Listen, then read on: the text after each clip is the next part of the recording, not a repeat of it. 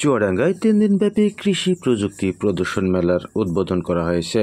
মঙ্গলবার 18 ফেব্রুয়ারি সকাল 10টার দিকে চুয়াডাঙ্গা সদর উপজেলা চত্বরে যশোর অঞ্চলে টেকসই কৃষি সম্প্রসারণ প্রকল্পের আওতায় মেলাটির আয়োজন করে চুয়াডাঙ্গা সদর উপজেলা কৃষি সম্প্রসারণ অধিদপ্তর। পরে আনুষ্ঠানিকভাবে মেলার উদ্বোধন করেন চুয়াডাঙ্গা কৃষি সম্প্রসারণ অধিদপ্তরের উপপরিচালক মাসুদুর রহমান সরকার। এর পূর্বে মেলা উপলক্ষে একটি বর্ণাঢ্য র্যালি বের করা হয়। র্যালি শেষে মেলার 14টি স্টল পরিদর্শনপূর্বক শুরু হয় সংক্ষিপ্ত আলোচনা সভা। আলোচনা সভায় সভাপতিত্ব করেন চুয়াডাঙ্গা সদর উপজেলা নির্বাহী অফিসার এম সাইফুল্লাহ।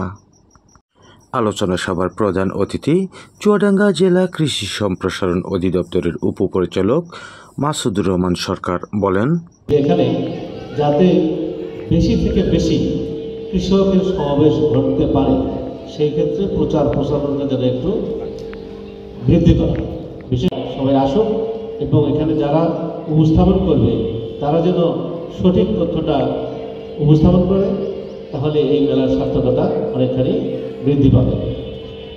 পাশাপাশি আমরা মেলা বলতে শুধু আমরা এখানে যেন কৃষির ইয়েগুলো বুঝাচ্ছি, এর সাথে যদি যারা এই চানাচুর বিক্রি করে, বাদাম বিক্রি করে কিংবা চুরি ফিতা বিক্রি করে, এই বিষয়গুলোকেও যদি একটু এখানে রাখা যায় সেক্ষেত্রে কিন্তু লোক সমাগম বৃদ্ধি হওয়ার সম্ভাবনা রয়েছে। সেক্ষেত্রে এখনো সুযোগ আছে। আজকে যেহেতু উদ্বোধন হচ্ছে, আরও 3 দিন ধরে আজকে যে মেলা চলবে।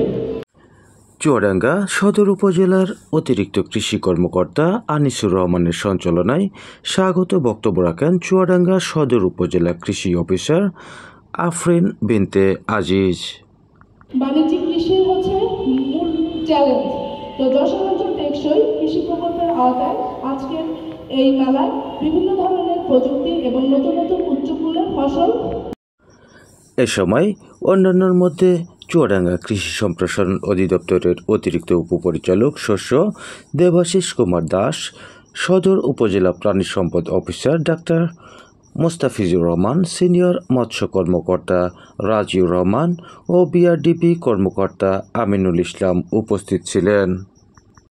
সদর উপজেলা কৃষি প্রযুক্তি প্রদর্শন মেলায় 14টি স্টলের মাধ্যমে কৃষি সম্পর্কিত বিভিন্ন বিষয়ে কৃষকদের ধারণা দেওয়া হচ্ছে। প্রযুক্তি প্রদর্শন মেলা 18 থেকে 20 ফেব্রুয়ারি পর্যন্ত চলবে বলে জানা গেছে।